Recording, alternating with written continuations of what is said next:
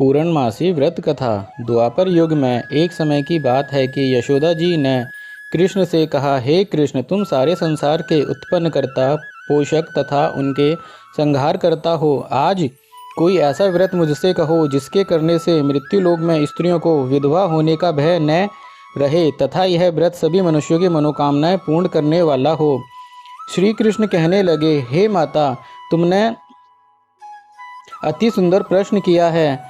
मैं तुमसे ऐसे ही व्रत को सविस्तार कहता हूँ। सौभाग्य की प्राप्ति के लिए स्त्रियों को 32 पूर्ण मासियों का व्रत करना चाहिए। इस व्रत के करने से स्त्रियों को सौभाग्य संपत्ति मिलती है। यह व्रत अचल सौभाग्य देने वाला एवं भगवान शिव के प्रति मनुष्य मात्र की भक्ति को बढ़ाने वाला है। यशोदा जी कहने लगी, हे कृष्ण, सर्वप्रथम इस व्रत को मृत्युलोक में किसने किया था, इसके विषय में विस्तार पूर्वक मुझसे कहो।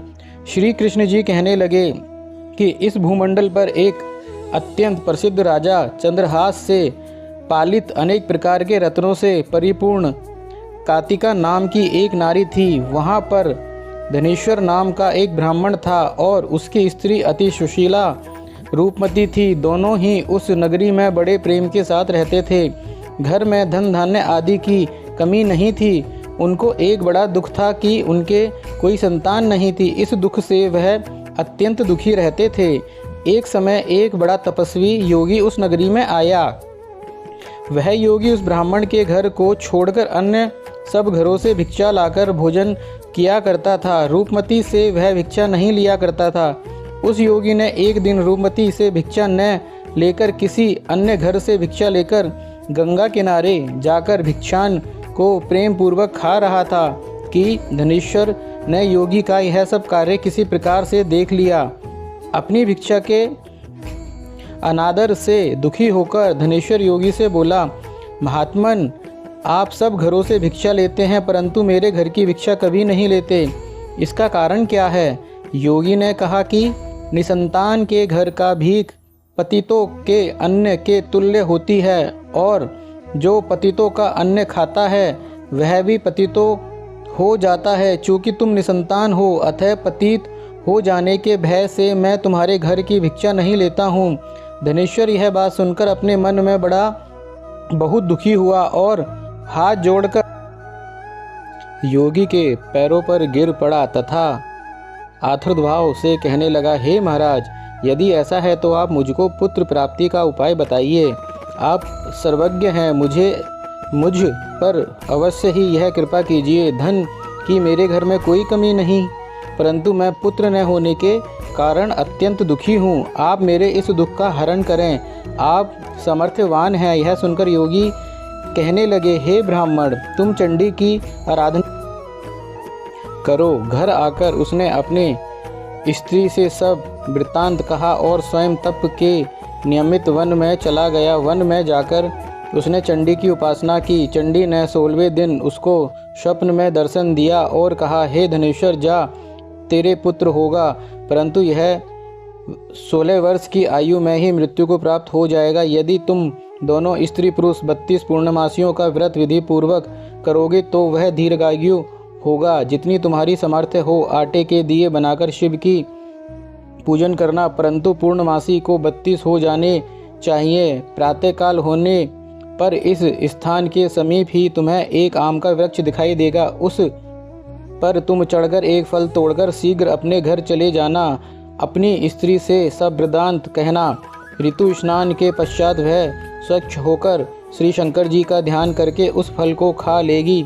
तब शंकर भगवान की कृपा से उसको गर्भ हो जाएगा। जब वह ब्राह्मण प्रातःकाल उठा तो उसने उस स्थान के पास ही एक आम का वृक्ष देखा जिस पर एक अत्यंत सुंदर आम का फल लगा हुआ था। उस ब्राह्मण ने उस आम के वृक्ष पर चढ़कर उस फल को तोड़ने का प्रयत्न किया, परंतु वृक्ष पर कई बार प्रयत्न करने पर भी वह न चढ़ पाया। तब तो उस ब्राह्मण को बहुत चिंता हुई और विघ्न विनाशक श्री गणेश जी की वंदना करने लगा।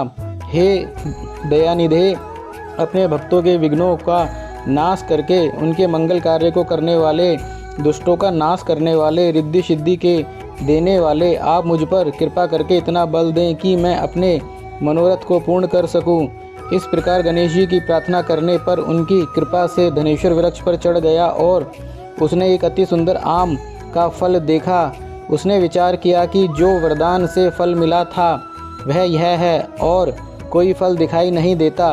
उस धनेश्वर ब्राह्मण ने जल्दी से उस फल को तोड़कर अपनी स्त्री को लाकर दिया और उसकी स्त्री ने अपने पति के कथन अनुसार उस फल को खा लिया और वह गर्भवती हो गई। देवी जी की असीम कृपा से उसे एक अत्यंत सुंदर पुत्र उत्पन्न हुआ, जिसका नाम उन्होंने देवीदास रखा। माता पिता के हर्ष और शोक के साथ वह बालक शुक्ल पक्ष के चंद्रमा की भांति अपने पिता के घर में बढ़ने लगा। भवानी की कृपा से वह बालक बहुत ही सुंदर, सुशील और विद्या पढ़ने में बहुत ही निपुण हो गया।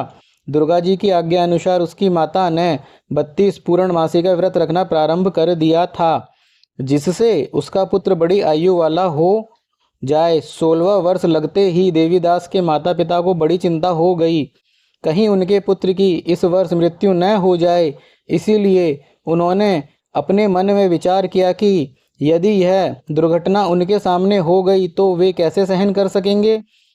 अस्तु उन्होंने देवीदास के मामा को बुलाया और कहा कि हमारी इच्छा है कि देवीदास 1 वर्ष तक काशी में जाकर विद्या अध्ययन करे और उसको अकेला भी नहीं छोड़ना चाहिए।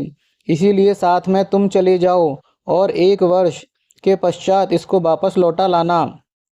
सब प्रबंध करके उसके माता पिता ने काशी जाने के लिए देवीदास को एक घोड़े पर बैठाकर उसके मामा को उसके साथ कर दिया, किंतु यह बात उसके मामा या किसी और से नहीं कही। धनेश्वर ने सप्तनिक अपने पुत्र की मंगल कामना तथा दीर्घायु के लिए भगवती दुर्गा की आराधना और पूर्णमासियों का व्रत करना आरंभ कर दिया। इस प्रकार बराबर 32 पूर्णमासी का व्रत पूरा किया।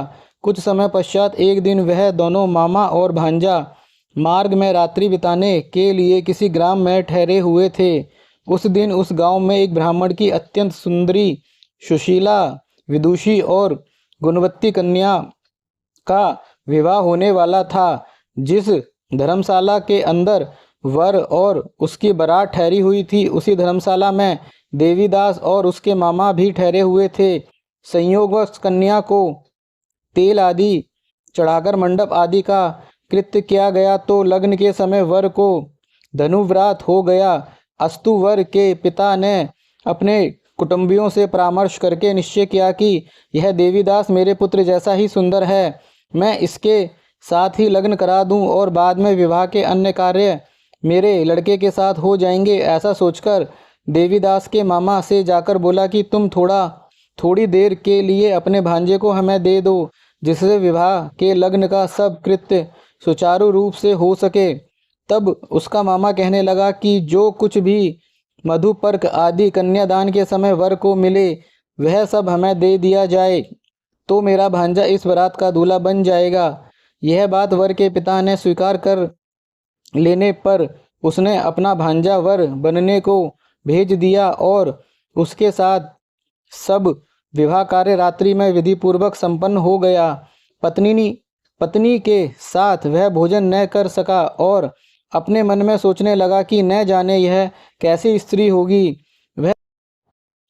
वह एकांत में इसी सोच में गर्म श्वास छोड़ने लगा तथा उसकी आंखों में आंसू भी आ गए। तब वधू ने पूछा कि क्या बात है, आप इतने उदासीन वे दुखी क्यों हो रहे हैं। तब उसने सब बातें जो वर के पिता वे उसके मामा में हुई थी उसको बतला दी। तब कन्या कहने लगी कि यह ब्रह्म विवाह के विपरीत हो कैसे सकता है। देव, ब्राह्मण और अग्नि के सामने मैंने आपको ही अपना पति बनाया है, इसीलिए आप ही मेरे पति हैं।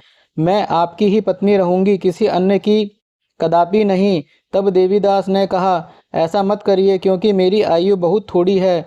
मेरे पश्चात आपकी क्या गति होगी, इन बातों को अच्छी तरह विचार लो। परंतु वह दृढ़ विचार वाली थी, बोली कि जो आपकी गति होगी वही मेरी गति होगी। हे स्वामी, आप उठिए और भोजन करिए, आप निश्चय ही भूखे होंगे। इसके बाद देवीदास और उसकी पत्नी दोनों ने भोजन किया तथा प्रातःकाल देवीदास ने अपनी पत्नी को 3 नगों से जड़ी हुई अंगूठी दी, एक रुमाल दिया और बोला, हे प्रिय, इसे लो और संकेत समझकर स्थिरचित्त हो जाओ।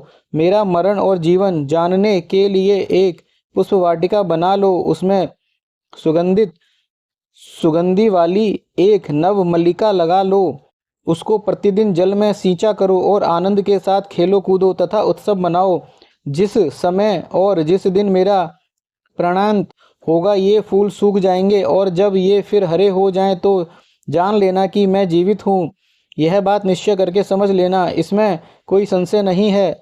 यह समझा कर वह चला गया। प्रातःकाल होते ही वहाँ पर गाजे वाजे बजने लगे और जिस समय विवाह के कार्य समाप्त करने के लिए वर तथा सब बाराती मंडप में आए तो कन्या ने वर को भली प्रकार से देखकर अपने पिता से कहा कि यह मेरा पति नहीं है, मेरा पति वही है जिसके साथ रात्रि में मेरा पानी ग्रहण हुआ था, इसके साथ मेरा विवाह नहीं हुआ है। यदि यह वही है तो बताएं कि मैंने इसको क्या दिया। मधुपर्क और कन्यादान के समय जो मैंने अब भूषण आदि दिए थे उन्हें दिखाए तथा रात में मैंने क्या गुप्त बातें कही थी वह सब सुनाए। पिता ने उसके कथन अनुसार वर को बुलाया। कन्या की यह सब बातें सुनकर वह कहने लगा कि मैं कुछ नहीं जानता।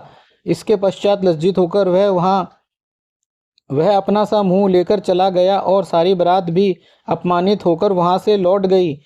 भगवान श्री कृष्ण बोले, हे माता, इस प्रकार देवीदास काशी विद्या अध्ययन के लिए चला गया। जब कुछ समय बीत गया तो काल से प्रेरित होकर एक सर्प रात्रि के समय उसको डसने के लिए वहां पर आया। उस विषधर के प्रभाव से उसके शयन का स्थान चारों ओर से विष की ज्वाला से विषैला हो गया, परंतु व्रत राज के प्रभाव से उसको काटने न पाया, क्योंकि पहले ही उसकी माता ने 32 पूर्णिमा का व्रत कर रखा था। इसके बाद मध्य के समय स्वयं काल वहां पर आया और उसके शरीर से प्राणों को निकालने का प्रयत्न करने लगा, जिससे वह मूर्छित होकर पृथ्वी पर गिर पड़ा। भगवान की कृपा से उसी समय पार्वती जी के साथ श्री शंकर जी वहां पर आ गए।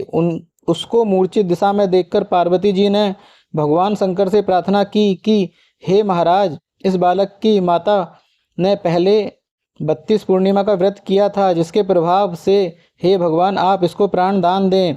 भवानी के कहने पर भक्त वत्सल भगवान श्री शिव जी ने उसको प्राण दान दे दिया। इस व्रत के प्रभाव से काल को भी पीछे हटना पड़ा और देवीदास स्वस्थ होकर बैठ गया। उधर उसकी स्त्री उसके काल की प्रतीक्षा किया करती थी। जब उसने देखा कि उस पुष्प वाटिका में पत्र पुष्प कुछ भी नहीं रहे तो उसको अत्यंत आश्चर्य हुआ, और जब वह वैसे ही हरी भरी हो गई तो वह जान गई कि वह जीवित हो गए हैं। यह देखकर वह बहुत प्रसन्न मन से अपने पिता से कहने लगी कि पिताजी, मेरे पति जीवित हैं, आप उनको ढूंढिए। जब 16वां वर्ष व्यतीत हो गया तो देवीदास भी अपने मामा के साथ काशी से चल दिया। इधर उसे ससुर उसको ढूंढने के लिए अपने घर से जाने वाले ही थे कि वह दोनों मामा भांजे वहां पर आ गए। उसको आया देखकर उसका ससुर बड़ी प्रसन्नता के साथ अपने घर में ले आया। उस समय नगर के निवासी भी वहां इकट्ठे हो गए और सबने निश्चय किया कि अवश्य ही इसी बालक के साथ इस कन्या का विवाह हुआ था। उस बालक को जब कन्या ने देखा तो पहचान लिया और कहा कि यह तो वही है जो संकेत करके गया था। तदुपरांत सभी कहने लगे कि भला हुआ जो यह आ गए, और सब नगरवासियों ने आनंद मनाया। कुछ दिन बाद देवीदास अपनी पत्नी और मामा के साथ अपने ससुर के घर से बहुत सा उपहार आदि लेकर अपने घर के लिए प्रस्थान किया।